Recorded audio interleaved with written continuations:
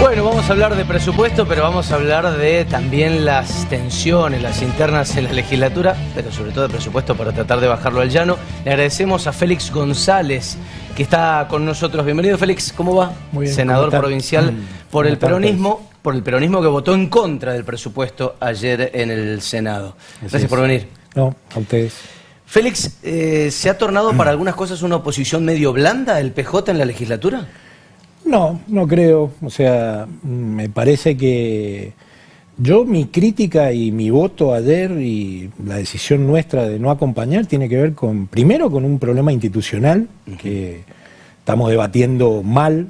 El presupuesto es una vergüenza como se discute, sinceramente. O sea, el presupuesto llegó el martes al Senado y querían aprobarlo el mismo martes. Está bien, el marco de un acuerdo político, lo que quieran, pero a mí me pareció que no era adecuado hacer eso. ¿Te parece que ceder a que el gobierno lo apure tanto es No, primero porque una cosa es que haya sacado una mayoría significativa, recién lo dijiste vos en tu editorial y todo lo demás, y otra cosa es que eso exprese unanimidad. Digamos, tampoco había un pacto de la Moncloa de ponernos de acuerdo en Mendoza cuál es el destino, hacia dónde vamos. Lo que hubo ahí es... Primero acordó la Unión Mendocina, tengo entendido en diputado, eso apresuró la decisión de poder salvar la ropa y arreglar algunas cosas para la gestión de algunos municipios, que era legítimo, digamos, no lo estoy cuestionando, y eso termina en la construcción de esa mayoría abrumadora que recién ha relatado, pero para mí eso no expresa el consenso ni la unanimidad. Además, hay que escuchar los discursos de los que apoyaron y vas a llegar a la conclusión de que ese apoyo, digamos, es bastante relativo, digamos, casi coyuntural. Así que bueno, nada, nosotros teniendo la posibilidad de hacerlo, expresamos nuestro rechazo a esa forma, a ese método, y es más, puse hasta en duda de si realmente está sirviendo la bicameralidad, porque la verdad que para tratar la ley más importante de la provincia como la acabamos de tratar, sinceramente creo que hay que revisarlo. Vos decís que la bicameralidad entra en duda porque el gobierno la saca... Bueno, sí, o sea, no entra en duda porque no soy que la podemos discutir. Claro, no soy el que toma la decisión. Porque el gobierno... Digamos, saca la media sanción en diputados y a la otra semana, entre gallos y medianoche, esto lo agrego yo, saca la sanción definitiva del presupuesto. O sea, tu reclamo acá o tu crítica es el tiempo, haberlo tratado... Primero, ni siquiera hubo un análisis profundo, se trabaja en forma conjunta, te dicen vamos a trabajar en forma conjunta, diputados y senadores, pero en realidad es siempre la misma mecánica, esto vino hace muchos años, y la verdad es que estamos en una etapa con cambios tecnológicos tan profundos que no puede ser que estos debates sean tan mediocres, Entonces, ¿cómo puede ser que van a diputados, viene el ministro, presenta un PowerPoint, le hacen 4 preguntas, se van los ministros, termina esa ronda y después las negociaciones no surgen en ningún lado y cuando llega el momento bajar al recinto y en el mismo momento están discutiendo la sesión de diputados? Duró 6 horas, cuando veo el video hay 1 hora de debate, todo lo demás de cuarto de intermedio, porque están rosqueando y negociando, que no me parece mal. Lo que digo es, si ese es el método, y yo no estoy siendo consultado como legislador, obviamente que no voy a acompañar. Ahora, digamos. Félix, ¿es una queja por el sistema o es porque arregló la Unión Mendocina la mayoría del peronismo y usted quedó afuera? No, en primer lugar, yo no coincido con muchas cosas de las que se aprobaron. Hay discusiones que me parece que nos debemos y que no las estamos dando. No, pregunto porque el resto parece que pudo discutir, arregló cosas y hay que ver hay que ver qué arreglaron. Yo soy opositor y voté en contra. O sea, la explicación es que la den los que votaron a favor.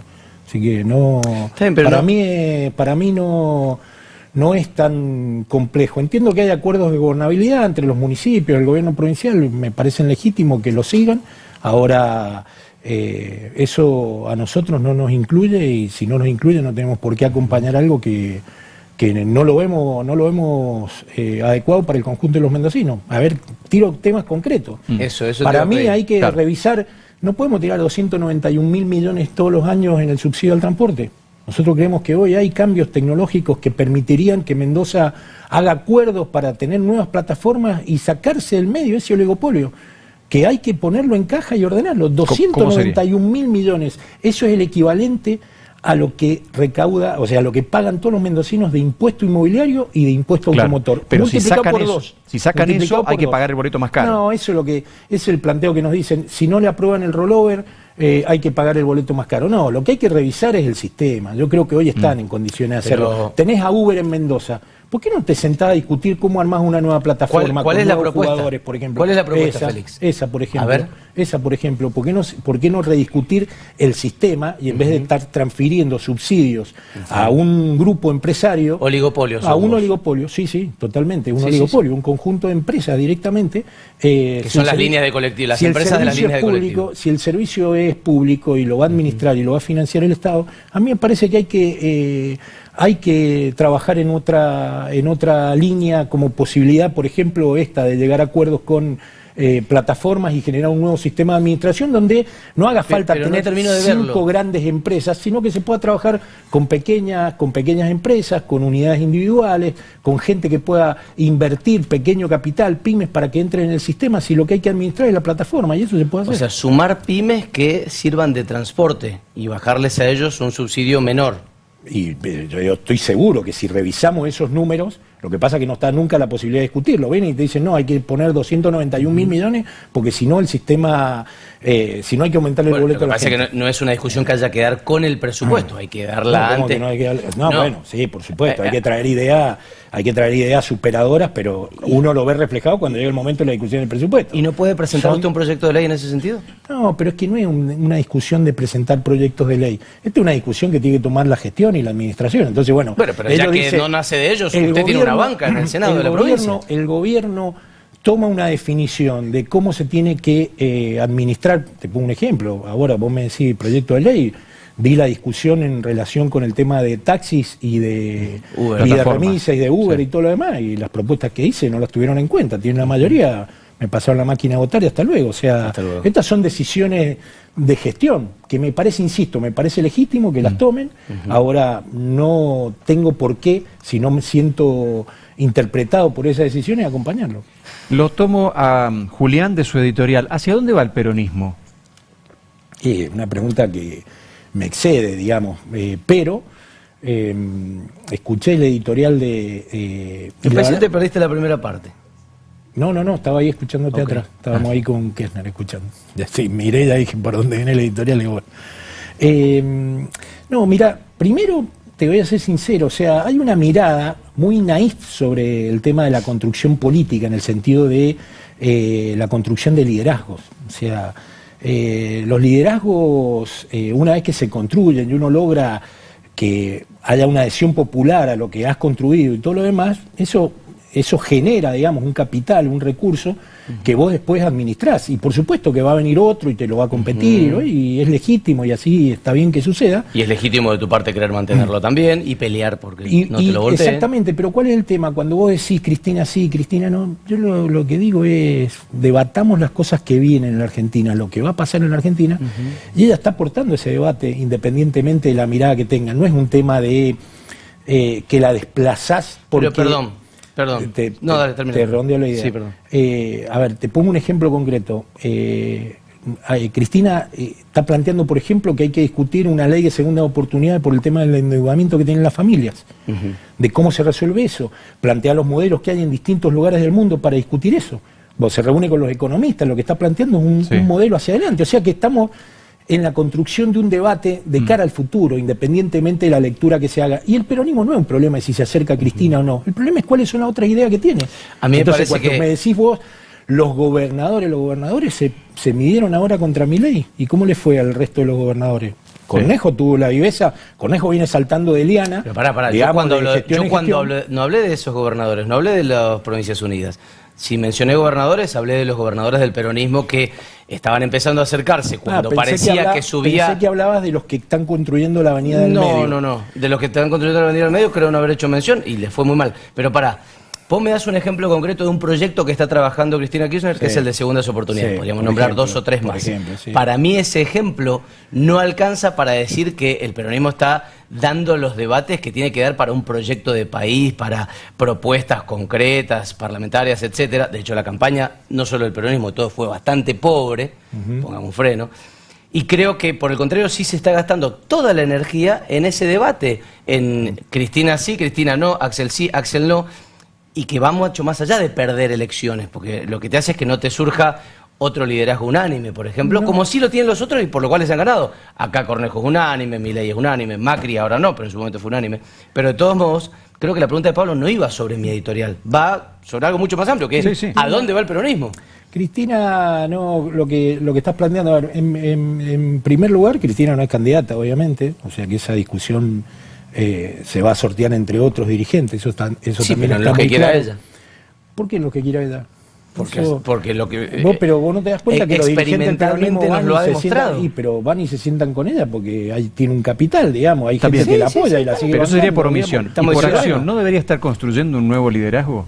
¿Quién? Cristina, construir una nueva figura ¿Y cómo que sería sea el construir relevo. una nueva figura? Que ¿Cómo- la cómo releve te a ella si imaginás? no tiene chances de ir a buscar una opción de poder en las próximas elecciones. Bien, perfecto. ¿Por qué no comparamos con otra figura? Porque si no, ¿cuál es la figura que está construyendo Cornejo para su sucesión? Para mí no está construyendo ninguna. Exacto. Podemos Bueno, discutirlo perfecto. acá en el plano, pero digo, Perfecto. volviendo Bueno, al eje, entonces, que era hacia dónde va hay el una peronismo. discusión, por eso insisto, esa mirada naif de que Cristina, por más que se corra, va a terminar siendo una referencia, seguro, porque aparte está marcando cosas que hay que discutir, digamos. La construcción de la historia es pendular. Sí. Hoy estamos en una etapa donde el signo de la época es estos modelos libertarios, todo lo que somos más viejos ya lo vivimos, ya sabemos dónde terminan.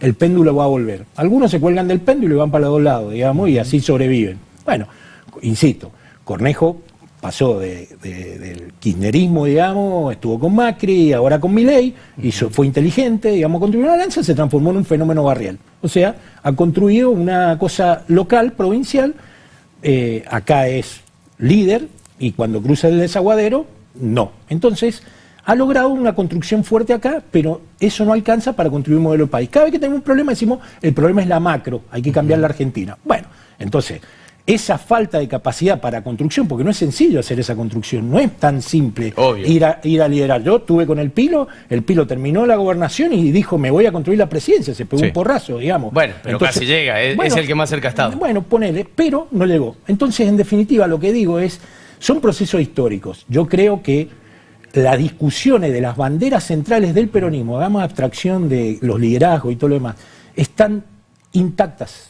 La discusión es la distribución de la riqueza, la distribución es el tema de la soberanía, la distribución es el tema de los recursos naturales y de quién son, el tema de la soberanía de datos. Hay que cambiar la lógica de la cual se discute. Yo estoy convencido de que tenemos que entrar en una fase, porque tenemos nuevos problemas con viejos métodos, el peronismo tiene que replantearse esa discusión, porque si no, le habla a trabajadores que no existen, le estamos hablando a trabajadores, no a la gente que trabaja en Uber, no a la gente que trabaja en Rappi, en plataforma. Entonces, esa es nuestra desconexión con la discusión social. Esa reconexión, que va más allá de quien la plantee, hay que volver a generarla. Bueno, yo creo que hay un debate que va en ese camino y es el que por lo menos a nosotros nos interesa dar, digamos. Vamos con vos, Pablito, pero nos quedan pocos minutos y la verdad es que no queremos desaprovechar la chance de hablar con un senador de lo que es el presupuesto. ¿Qué otros aspectos ves? Del que perdió por goleada, diría vos. Pero no, es que al contrario, me parece que lo interpretaste mal. Yo dije, los que pusieron su oposición sobre la mesa fueron tres. Sí. Fueron ustedes. Por lo menos los que quedaron asentados en la planilla fueron ustedes.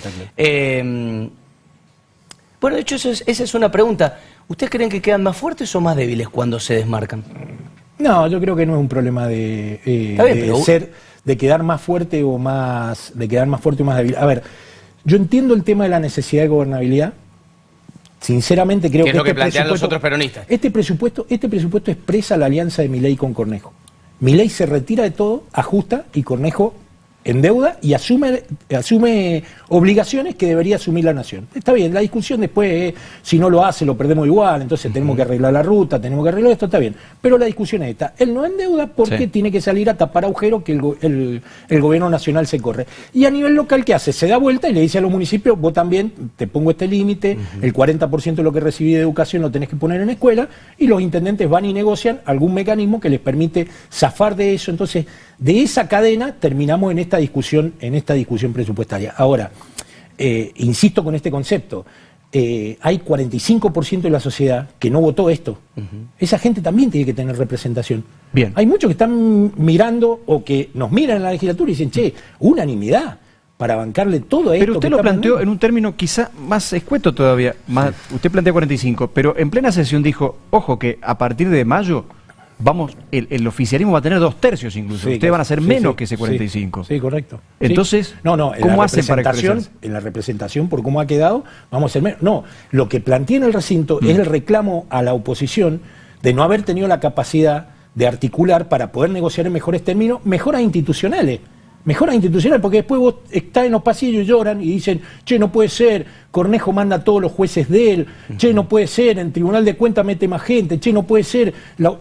Mi reclamo es, tenemos que tener una oficina de presupuesto, que la puso Montero, después la desmontaron. Tiene que haber una oficina donde se discuta seriamente el presupuesto y no... En la Nación la hay. En la Nación la hay, porque si no, es un debate que sirve para los periodistas, sirve para que se pueda hacer docencia, para que la gente entienda cómo entra el dinero, en qué se gasta. Para explicar políticas públicas. Para explicar políticas públicas, para explicar el federalismo y la territorialidad del gasto. Si ¿Lo no han propuesto debate, eso? Si no es un debate, sí, lo hemos discutido, lo hemos planteado, yo tengo un borrador del proyecto, eso estuvo en discusión, Kenner es un cuadro político, entiende esto y todo lo demás, pero también hay una realidad, el oficialismo que dice, mientras menos me controle mejor, y cuando la oposición está dispersa, ¿cómo puede ser que no tengamos la bicameral de seguridad?